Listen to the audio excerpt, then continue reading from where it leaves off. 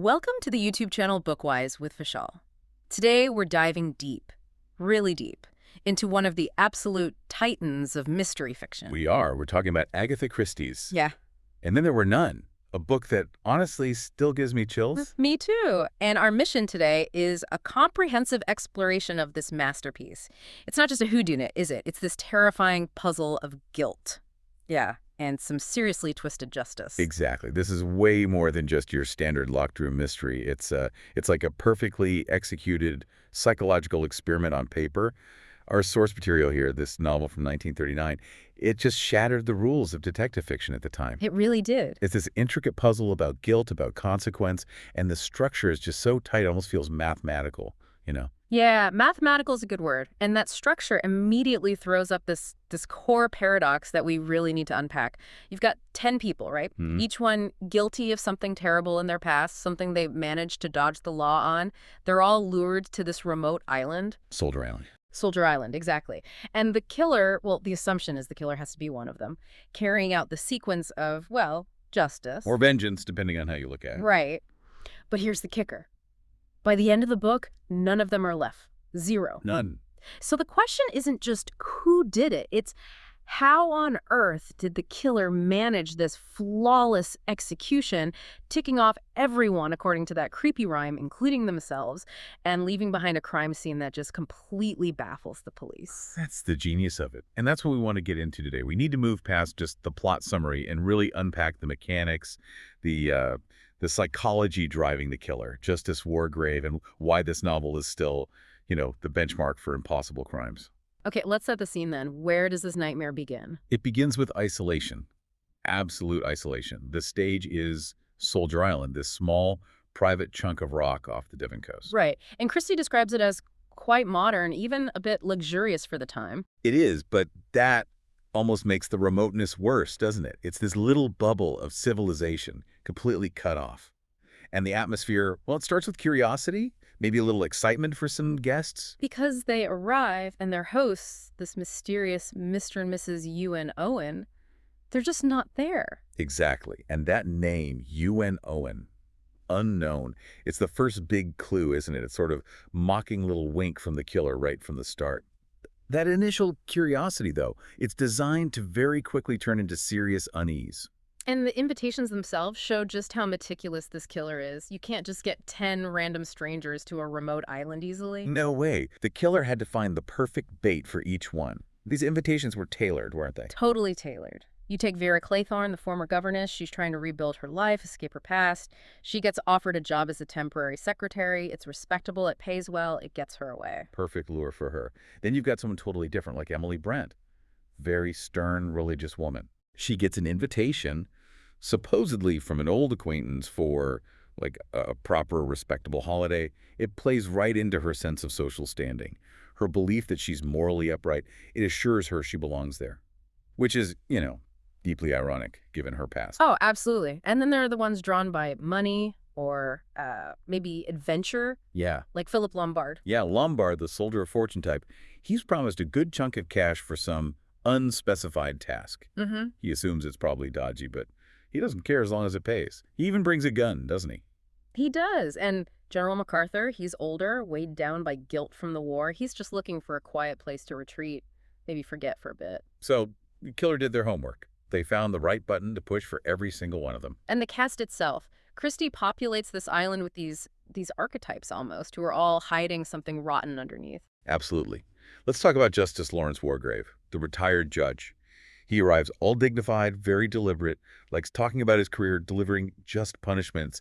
He's the symbol of the very legal system that failed to catch these other 9 people. But as we find out, there's this hidden darkness, isn't there? This sadistic streak, a fascination with death itself, not just justice. Precisely, which contrasts sharply with someone like Vera Claythorne. Outwardly, she's trying to be composed, professional. But underneath, she's completely haunted by what happened to that little boy, Cyril Hamilton. You can feel her tension right from the start. And Lombard, he seems almost proud of his ruthlessness, leaving those men to die in Africa.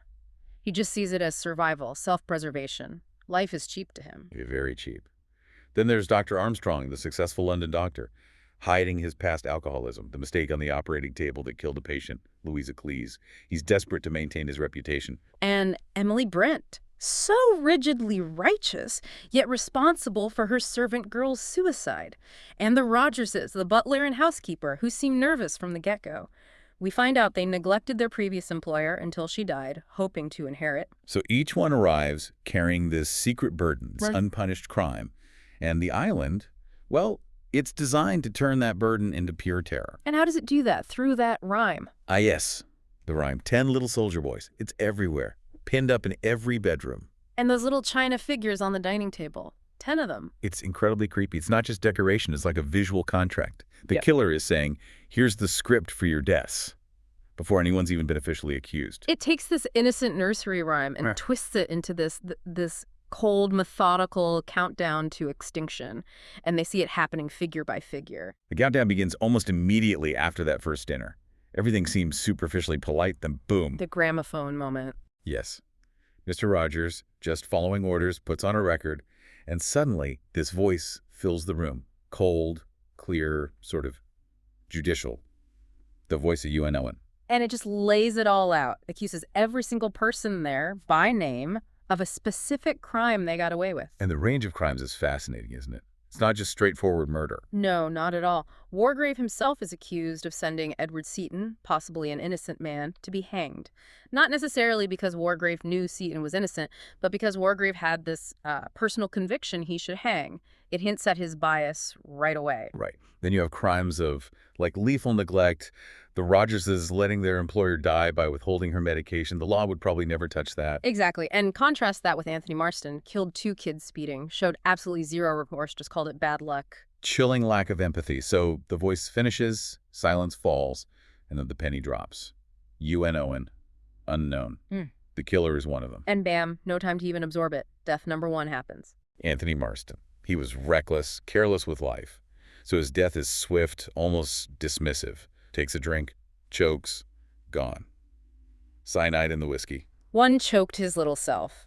The first line of the rhyme. The killer isn't wasting time. It's a message. Your life was cheap, so your death will be quick and unceremonious. And before they can even really react to that, death number 2 happens overnight. Mrs. Rogers, found dead in her bed. Overdose of chloral hydrate. She was already terrified after the accusation. So the killer is exploiting their psychological state now and following the rhyme. 1 overslept himself. And then comes the ritual confirmation. They go downstairs, check the dining table. Only 8 soldier figures left. Exactly. Now they know. The killer is serious, the rhyme is the script, and the count is real. The terror ratchets up instantly. Every single person knows how many are left and how many more times the killer has to strike. This paranoia, this dawning horror, it just builds and builds, which leads us to death number 3. General MacArthur. His crime was sending his wife's lover, Arthur Richmond, to his death in the war. By this point in the story, MacArthur's almost given up. He's sunk into this kind of fatalistic calm, hasn't he? He keeps saying none of them will leave the island. Yeah, he's basically resigned to dying there. And he does. Dr. Armstrong finds him down by the sea, head smashed in with something heavy. One said he'd stay there. The rhyme fits again. And this is a crucial point, because after finding MacArthur, they conduct a thorough search of the entire island, right? Right. Every nook and cranny, the house, the grounds, the cliffs. And they find nothing. No one else. This confirms it beyond any doubt for the 7 who are left. The killer is one of them. There's no escape, no hidden maniac, no outside help coming.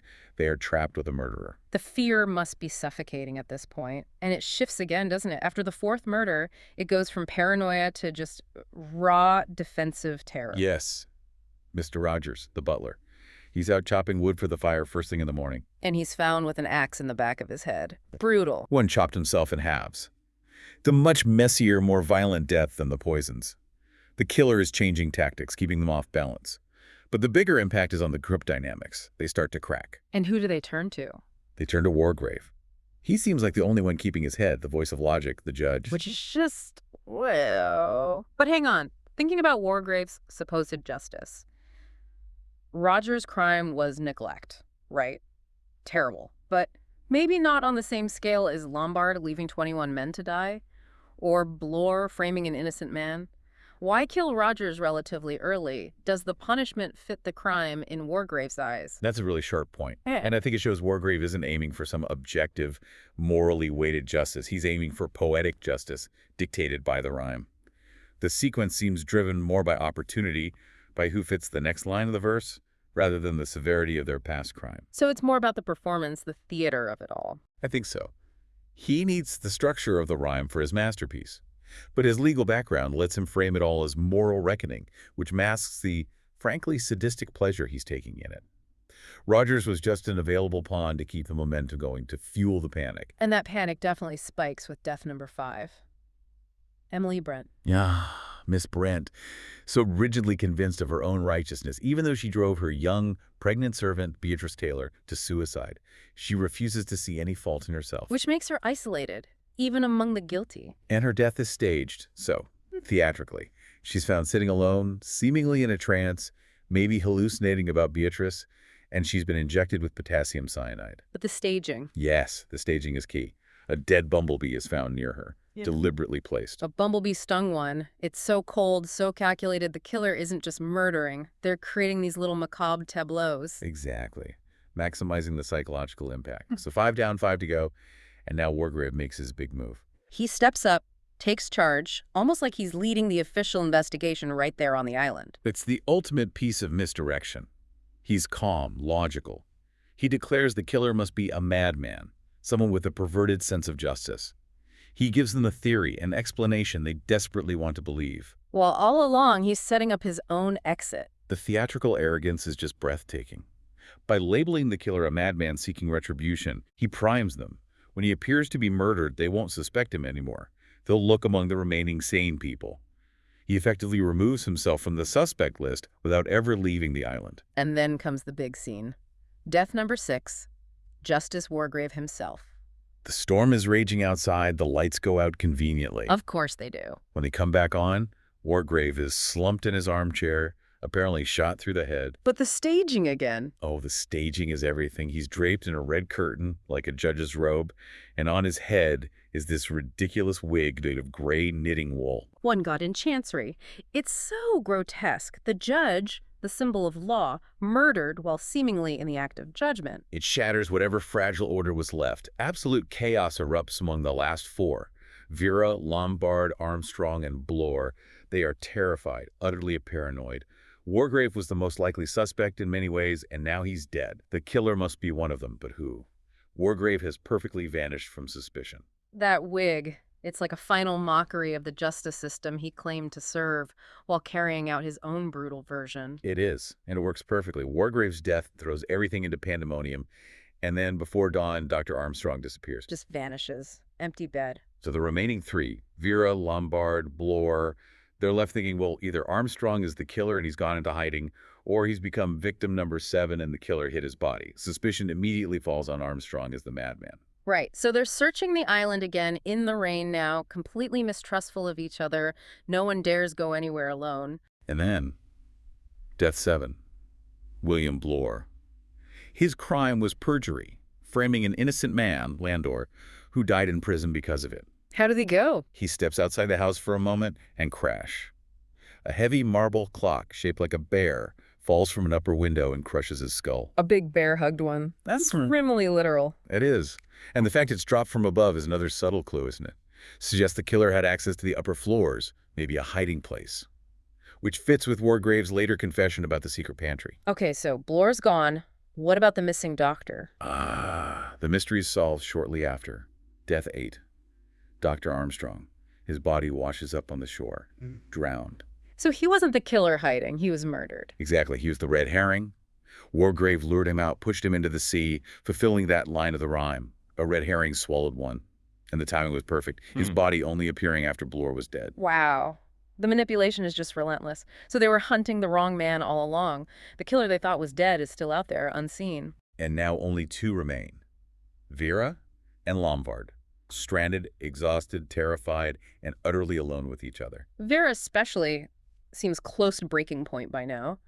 Christie describes her as half-mad with exhaustion, grief, and guilt. That drowning, Cyril's death, it's all flooding back. Wargrave's psychological game is reaching its endgame with her.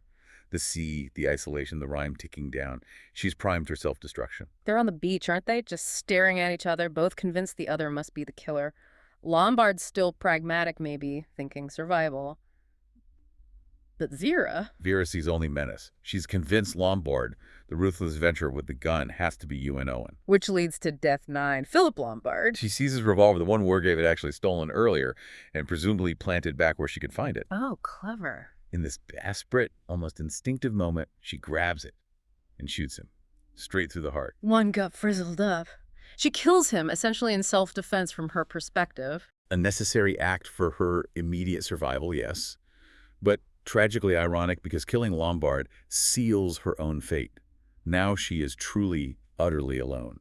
And that carefully nurtured guilt Wargrave planted just explodes. She's detached, almost sleepwalking, isn't she, as she goes back to the house? Completely. Her mind is snapped. She goes upstairs to her room, and there it is.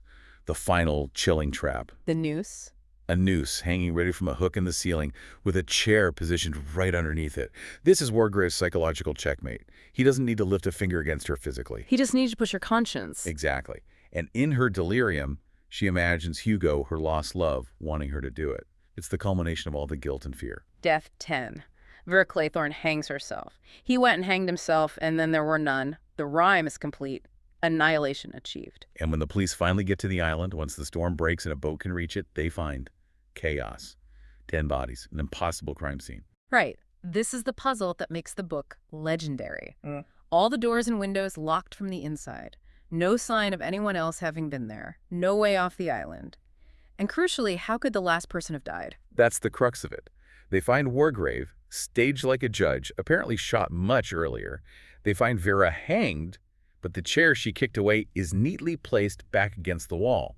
Who did that? And the soldier figurines are all gone, matching the deaths perfectly.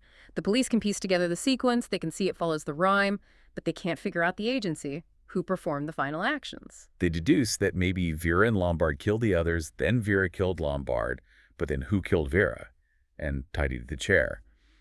The only logical explanation seems to be that someone faked their death earlier. Wargrave. But the evidence for Wargrave's death, the bullet wound, seems solid. The police investigation stalls.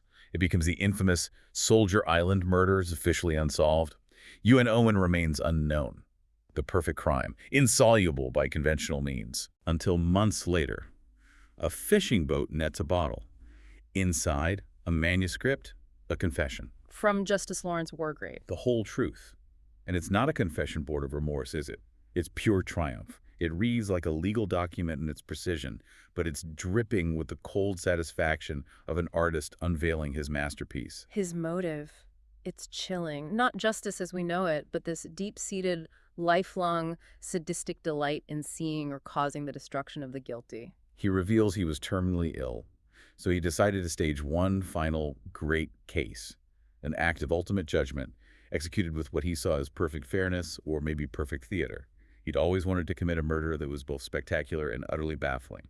This was his chance. And he meticulously chose his victims, people the law couldn't touch, in the perfect isolated stage. Let's talk about how he faked his death, because that's the linchpin. He confesses he manipulated Dr. Armstrong. Right, Armstrong seemed nervous, susceptible. Wargrave played on that.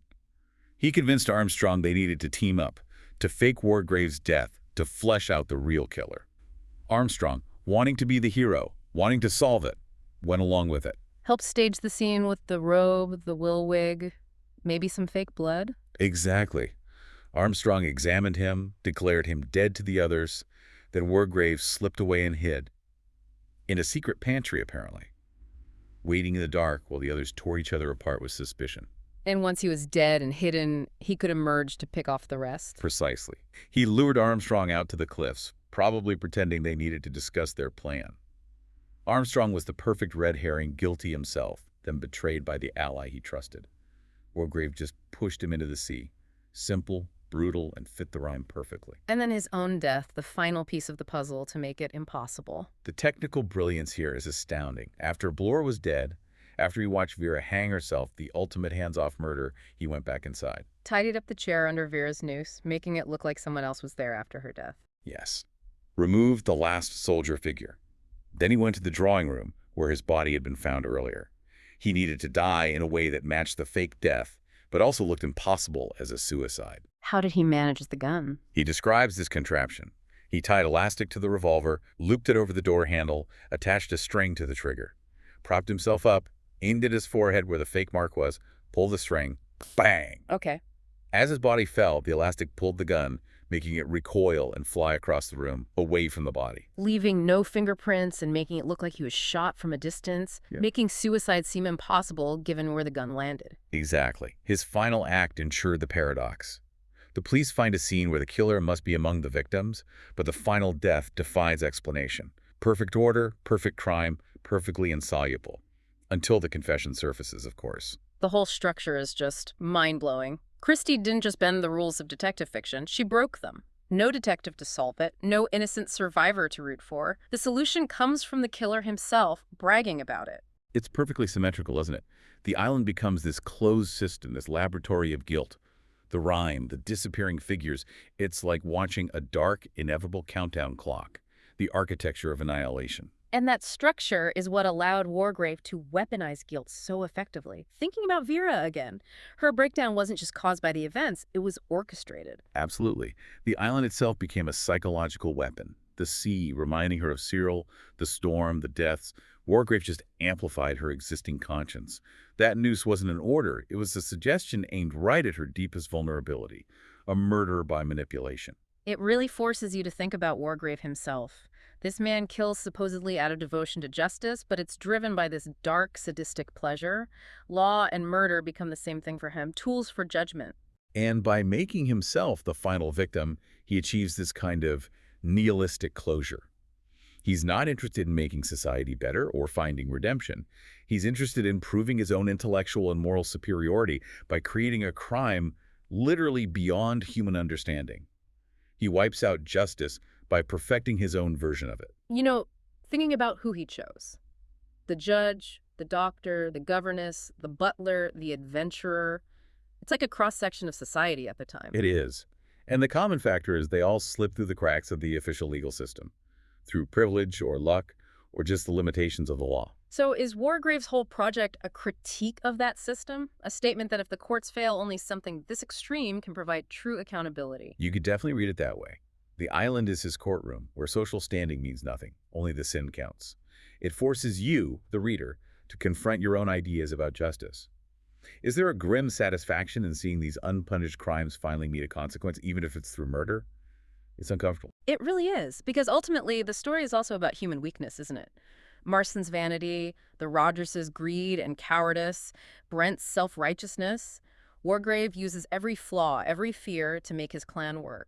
It asks if real justice is even possible when people, judges or killers, are so flawed themselves. So, we've walked through the chilling precision of the rhyme, Wargrave's ingenious fake death, the technical trickery of his final act. We see how his intellect and his madness combine to create this perfect, insoluble crime. He wanted absolute order, didn't he? But he achieved it through absolute destruction, thinking about how carefully he planned it all, using his legal mind to justify mass murder. What does his perfect execution of justice say about the actual legal system he spent his life upholding? It's a terrifying thought, isn't it? Maybe it suggests that when someone believes they are above the system, above accountability, and appoints themselves judge, jury, and executioner, the only possible outcome is this kind of monstrous, destructive narcissism disguised as morality. A truly chilling thought to end on. Thank you for joining us for this deep dive into And Then There Were None. If you found this discussion illuminating and maybe a little terrifying, please do hit that like button, share it with fellow mystery lovers, and subscribe to Bookwise with Vishal for more explorations like this.